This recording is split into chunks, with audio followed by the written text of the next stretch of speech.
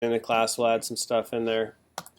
And I want to point out that if you go to GitHub goes to 11, and I've already shown this to you, but there's just some new things up there which I think are worth your time. And go to repos and HTML and CSS.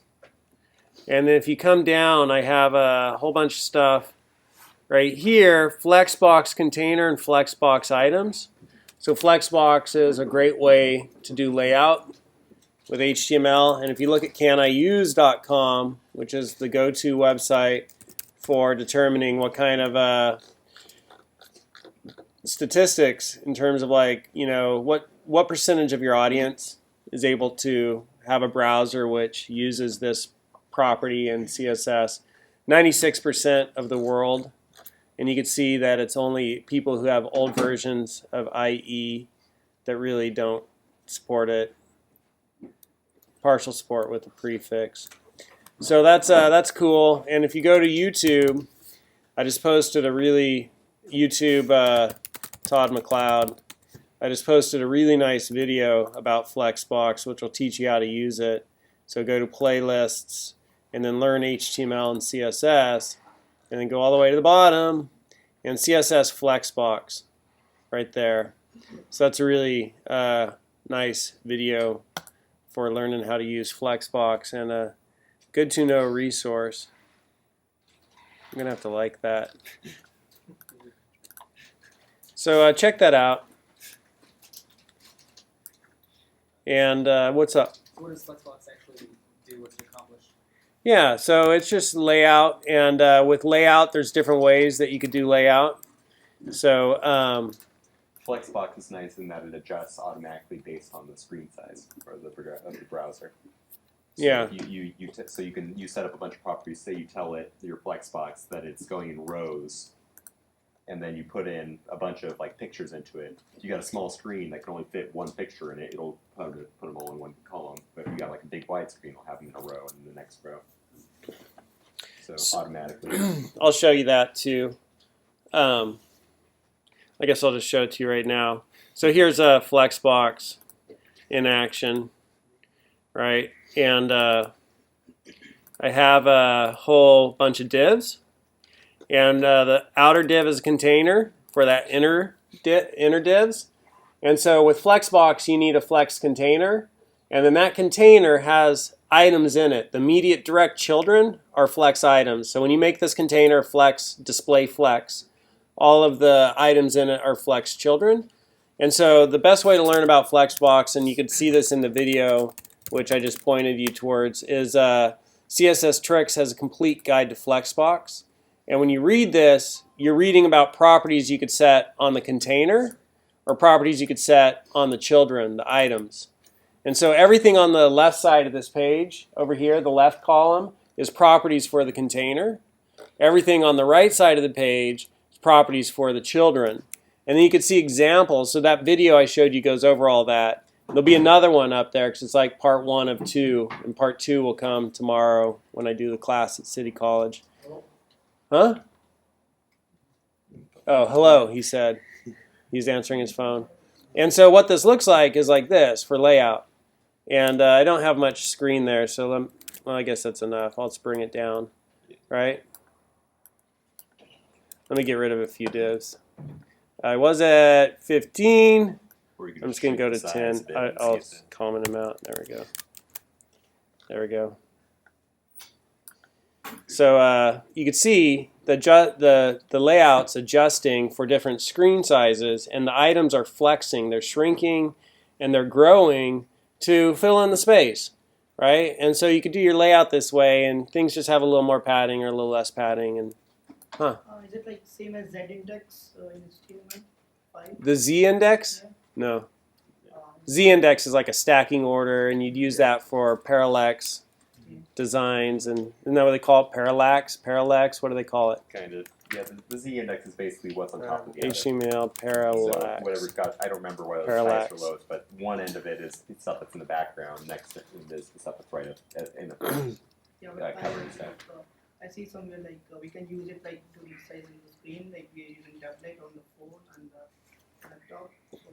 So very responsive website. So yeah, the Flexbox is more like what's that Twitter one? Bootstrap. Bootstrap is Boot crap. But yeah, Twitter's Bootstrap is basically doing its system with Flexbox and media queries. I call it boot crap.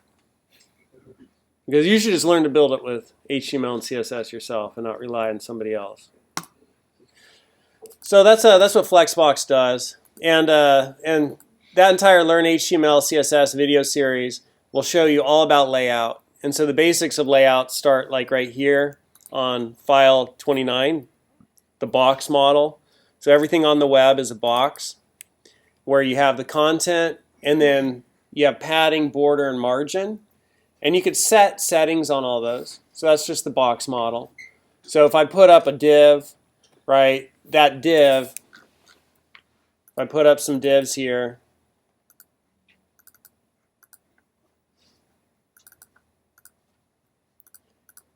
div, oh, you know, I've already got things that show this, so I'm not going to recode it. Your Flexbox model thing worked. Here we go. I want to show padding, border, margin.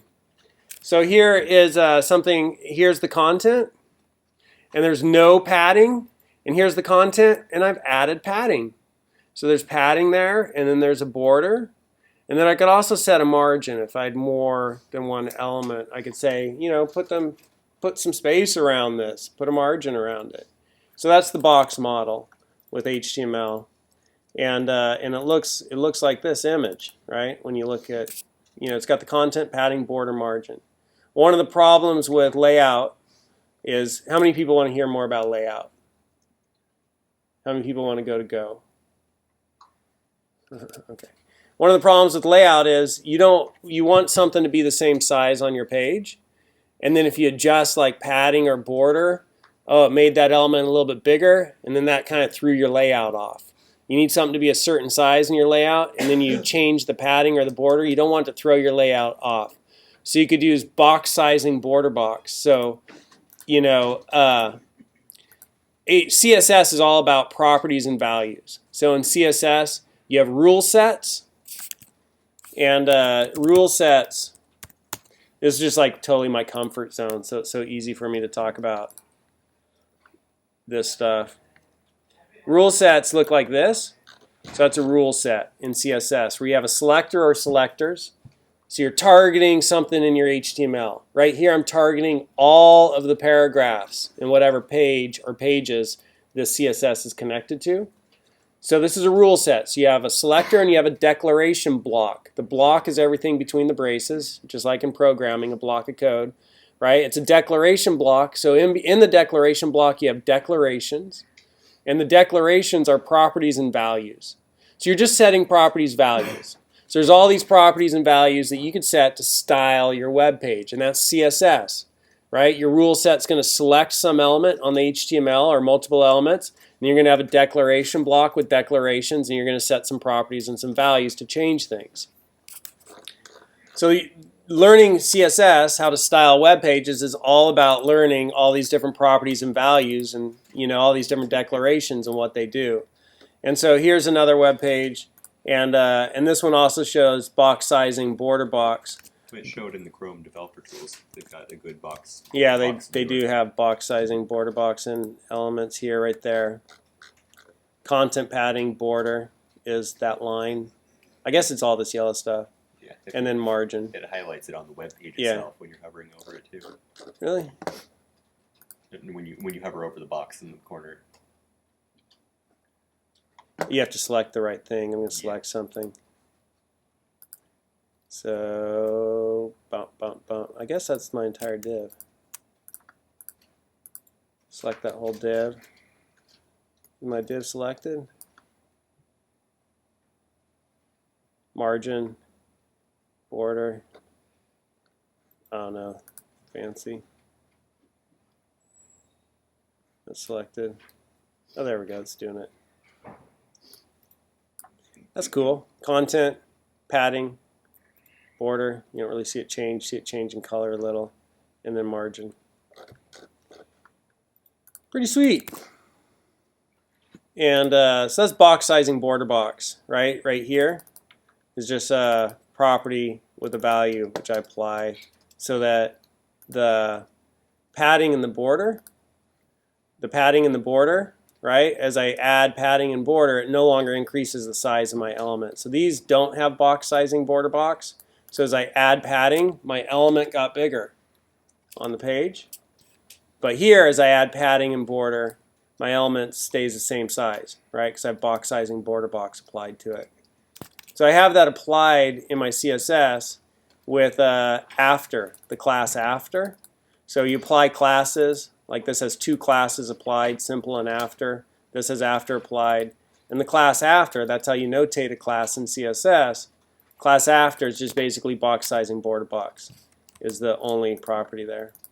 So layout's all about the box model, box sizing border box. There's something called border radius, margin 0 auto. Border radius can do some cool stuff. I'm not sure what that one does. There's not a whole lot in that. I don't know, we'll look at it. Border radius lets you round your borders so you can make circles. And margin 0 auto centers things. So if I wanted to center stuff in the middle of the page, right, it centered all that stuff in the middle of the page. So it basically said margin 0 auto. And when you set properties, like when you set border radius, so border radius, I set a border radius property, and it's set 20% 0, 0, 0. So I set it that way, right? So when you see it set like this, that means I've set top right, bottom left. So the top left corner, the top right corner, the bottom right corner, the left bottom corner. But top right, bottom left. If I'd set 2, that would have been top and bottom, right and left. If I'd set 1, that would have applied to top right, bottom left all together. So you see that with border radius. You also see that with margin 0 auto. So margin 0 auto, I've actually done margin 100 pix auto, but here's margin 0 auto. This is the top and bottom. So don't give me any margin. And the right and left say automatically make my widths on both sides equal. It's just CSS. You just have to learn it, the different properties and values. So that's center stuff. And then for the rest of display, for the rest of layout, we have a display property. So everything is automatically pretty much, most elements are block or inline. And block means it takes up an entire block by itself, or entire line by itself. I'm just looking to see if I have any code up there that shows it, right? So here I have some divs. These divs take up an entire line. They're block level elements. Block level element takes up a whole line in as much space as possible, right? A new one takes up a whole new line. So you're just stacking stuff. But if I made these guys instead of, right now they're display block. If I made these guys display inline and I gave them some content,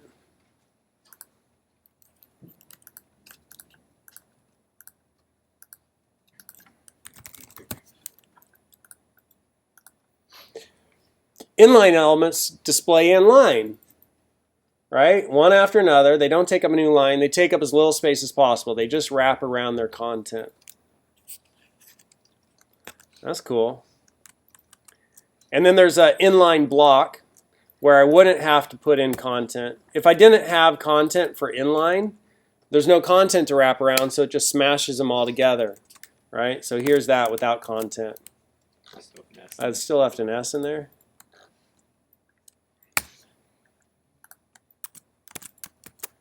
That without content, you can see they're all just bam, bam, bam, bam. They didn't wrap around anything. There's no content. That's inline. As little space as possible, same line. But if I made that inline block, so we could change the display properties. An inline block, right? I have to give it a width. Inline block then makes them all inline block. And width is respected. So these were block originally. And defaults to block. Divs default to block. Anchor tags are like inline. You could go to MDN and look up block level elements, and it'll show you all the block level elements. Article aside, section, foot header, heading, Header, footer, div, paragraph. These are all block level elements. Nav, right? UL, LI. Those are all block level elements. Headings. And then they also have MD and inline level elements. No, I want inline.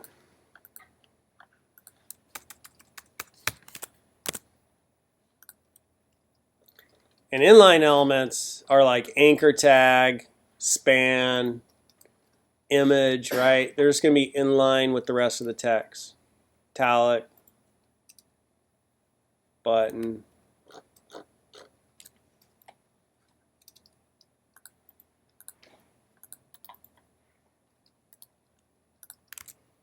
So display is like another big property with doing layout. And you could set it to display block, display inline block, display none. And you can also do display flex for Flexbox. And then we have position, which is another big thing for layout. Fixed, absolute, relative. Fixed fixes something in one spot, right? And just keeps it there. So that would be like this. It's fixed in one spot. Takes out the normal document flow. So you could fix like a footer down at the bottom of your page and always have it there.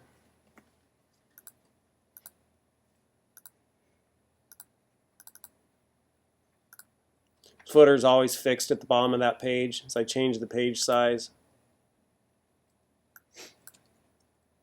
That footer is always there. It's fixed to the bottom. And other content will slide up, around, and under it, but that's always there. It's kind of a good use for fixed. You always want your footer at the bottom of the page. There's position relative and absolute. Relative is to itself. Absolute is in relation to the next element up the DOM. How many people know what the DOM is? Raise your hand. Okay. So relative is relative to itself. So here, this was supposed to be there, and I just said shift it a little bit. From the top, come down a certain amount. From the left, come over a certain amount. Okay, so that's position relative. And the CSS on that is make that one relative, and from the top and the left, come over 20 and 20. So relative is relative to itself. And absolute is relative to the next item up the DOM, which has some sort of position set. So here we have two divs. And this one's going to be absolute. So it's going to start looking up the DOM. And when it hits something else that has some sort of position set, right, then it's going to position itself off of that. So, what is the DOM? What is the DOM? So the DOM is the document object model. I think it should have been called the mod, because I think it's much more descriptive to think of it as the model of the objects in your document. So it's just a model of the objects in your document. And it's a hierarchy tree.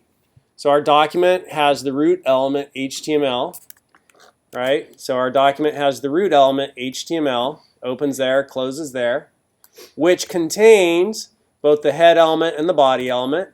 So it contains the head element and the body element. So it's a model of the objects in our document. Root contains body and head. Head contains title. Title contains text in this example. Body contains H1. H1 contains text. Body contains anchor. Anchor contains text. And it has this attribute. So it's a model of the objects in your document. So when we say walk in the DOM, when something's walking the DOM, and you'll talk about that with CSS or with JavaScript, right? Like this one here is right here, absolute.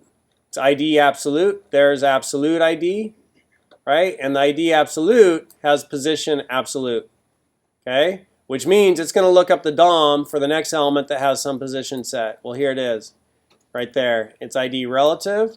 ID relative has position relative. Relative to itself, it didn't shift at all. I didn't put any top, bottom, left, right to change it. It's just right where it's at, right? But because of that, this one is now going to position itself from the top and the right of this one a certain amount, 120 from the top and 20 from the right. So this one positioned itself off of this one, 120 from the top of that one, and 20 from the right of that one. If I did not have this one with ID relative, I'll call it ID relative, so there's no ID called that, right? So no longer is, this will look up the DOM for the next element that has some sort of positioning set, or it'll position itself off of the body. So you'll notice my body tag is green, right? Border green around my body. So when I reset this, the whole kit and caboodle collapse. This is off of the green right here, 120 down and 20 off of the green. I guess I could give, let me do it this way. Put relative back on and just take that out there. See, 20 off of the body. That looks like 10 off of the body. I guess it does it off the HTML. Right? Yeah, looks it. Looks like it's off the HTML, not the body. I've been saying that wrong for a while. Okay. Sera, c'est la vie. So like I said, it's a bit to wrap your head around to really understand. And that's why people go to Bootstrap. They go to Bootstrap because, am I saying crap or strap? I'll let you figure it out. They go to Bootstrap because they're like, what? How the hell does all this stuff work? So they just like, give me some CSS. What do they call it? They call it a framework. Give me some CSS framework where you've done it all. And all I got to do is like see some examples and like 10 stupid easy tags to use. Here's my hero image, right? And it does make things easier, but you don't know what you're doing. You don't know what you're doing.